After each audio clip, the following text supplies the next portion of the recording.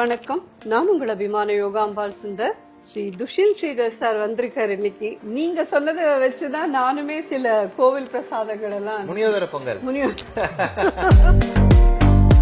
பாட்டி உங்களோட வீடியோ எனக்கு போர் அடிக்கிறது எல்லாம் பாப்பேன்.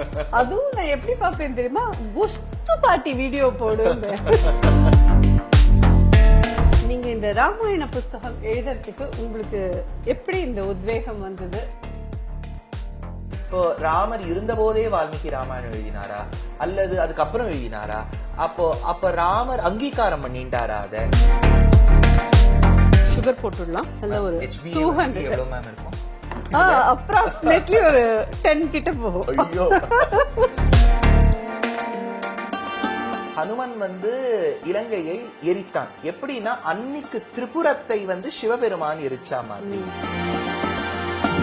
நீங்க குங்குமப்பூக்கு சேர்த்திருக்கேன். குங்குமப்பூக்கு கலரும் உண்டு, ஒரு ஜென்ரல் ஒரு வாசனையும் உண்டு.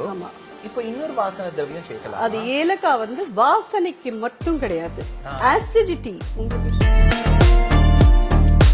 சபரி கதாபாத்திரத்துல கொஞ்சம் சில ஃபால்ஸ் இன்ஃபர்மேஷன்லாம் இருக்குமா. என்னன்னா அவ எச்ச பண்ணி கொடுத்தா